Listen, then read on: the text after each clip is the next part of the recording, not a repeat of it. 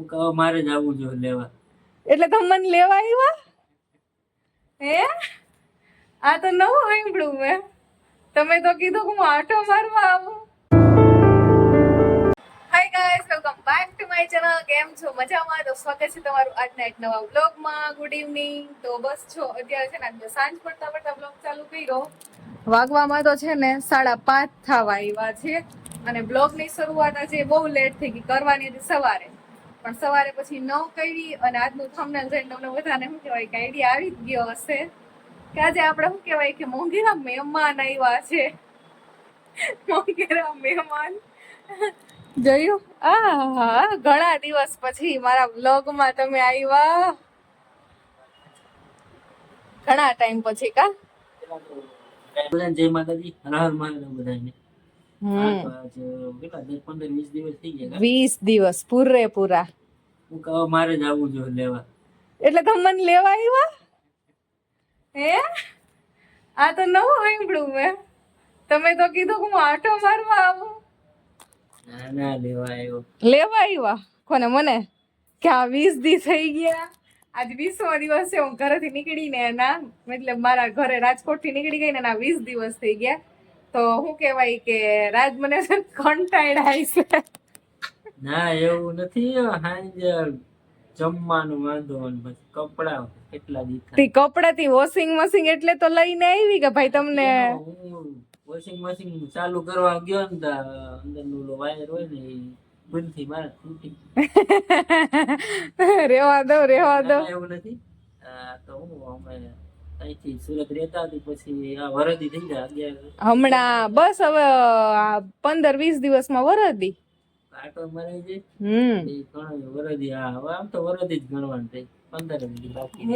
હું નવરાત્રીમાં આવી હતી એટલે હું તો શું કહેવાય કે આ બીજો ધક્કો છે. જ્યારે અમે સુરત થી રાજકોટ શિફ્ટ થયા ને પછી હું તો આ બીજી વખત પાછી આવી ગઈ છું.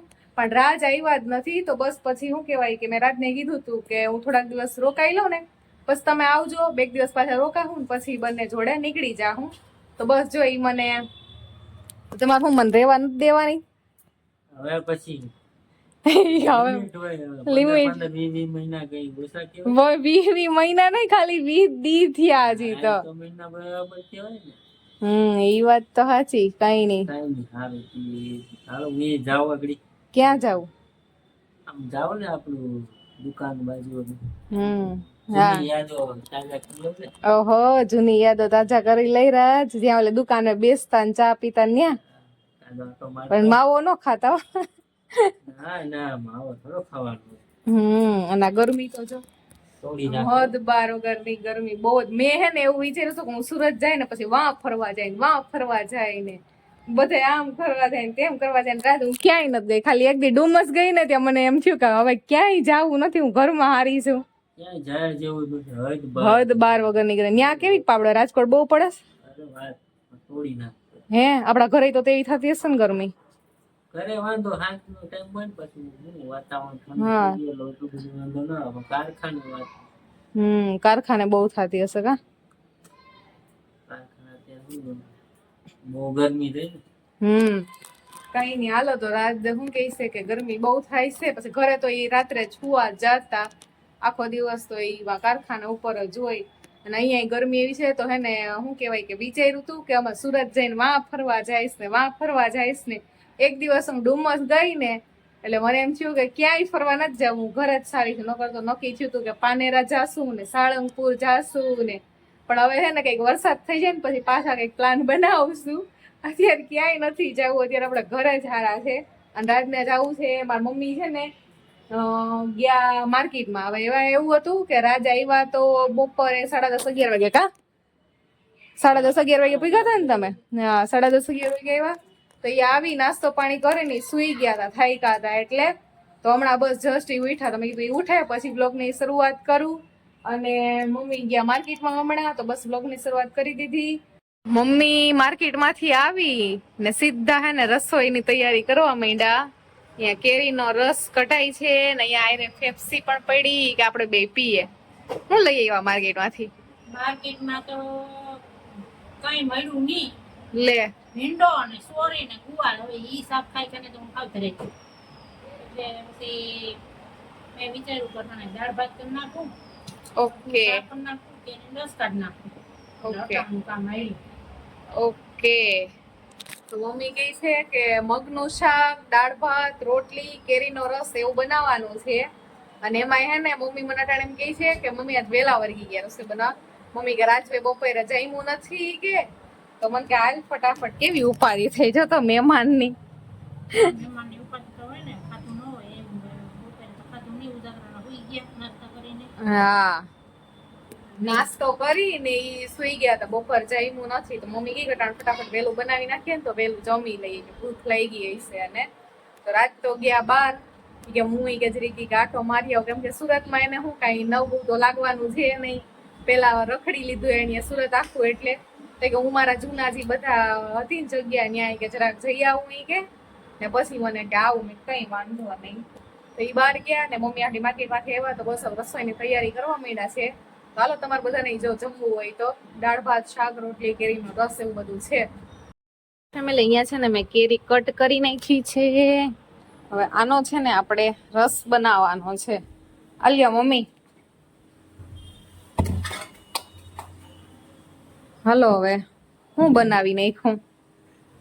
દાળ અહીંયા ભાત બની ગયા છે, દાળ બફાઈ ગઈ. હવે દાળ જ બાફવા મૂકી કે મગ? દાળ મૂકીને અંદર મગ મૂકી દીધું. ઓકે, દાળ અને મગ બંને સાથે છે. અહીંયા લોટ અને અહીંયા જો બ્લેન્ડર ફેરવવાની તૈયારી છે. ચાલો રસોઈ બને છે. મારી પેપ્સી તો જો બિચારી ઓગળી ગઈ. કઈ નહીં, હાલો હું છે ને પેપ્સી પી લઉં અને તમે બધા હાલો પીવી હોય તો. બીજું હું, ક્યાં જઈ આવ્યા તમે? ક્યાં?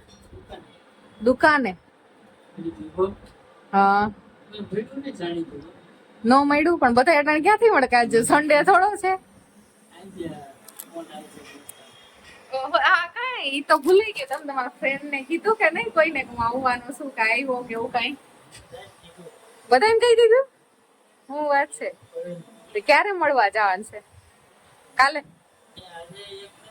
આજે જવાનું છે? ક્યારે?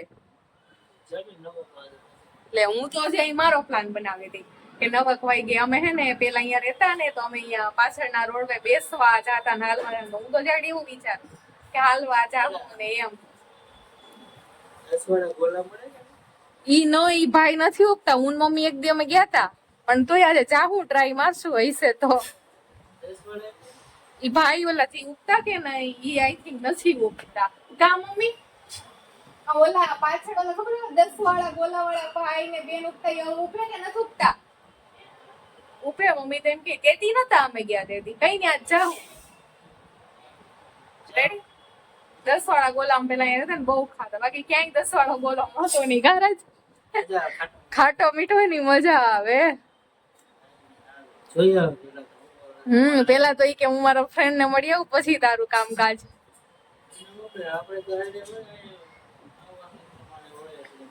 હું કહું તમે એક તો હે ને ધીમું બોલો ને, અમે તમારો જરાય કેમ કે મારી પાસે શું છે કે આઈફોન તો છે નહીં કે અવાજ એને એકદમ આમ ખેંચી લઈને રાત બોલે હાવ ધીમું. મારો અવાજ છે મોટો રાગડા જેવો, એટલે મારો તો પ્રોપર સમજાય પણ આનો સંભળાય નહીં. જરાક જોરથી બોલો.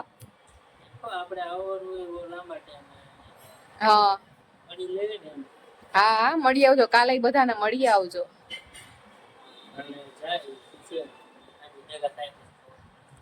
ઓકે તો હાલો રાત્રે તો એનો પ્લાન બનાવી લીધો. એને તેના બધા ફ્રેન્ડ નો કોઈ નખડી મેળ આવશે તો મળવા જવાનું છે. કઈ નહીં હાલો આપણે તો આપણું કામ કરીએ ને એને નો મેળ આવે તો કઈ નહીં. મારા ઘરમાં રાત્રે 12:30 વાગે મેગી બને છે. અત્યારે આઈ થિંક 1 વાગવા આવ્યો છે. અને આ બધી મહેરબાની કોની છે ખબર છે? એક જ મિનિટ કહું.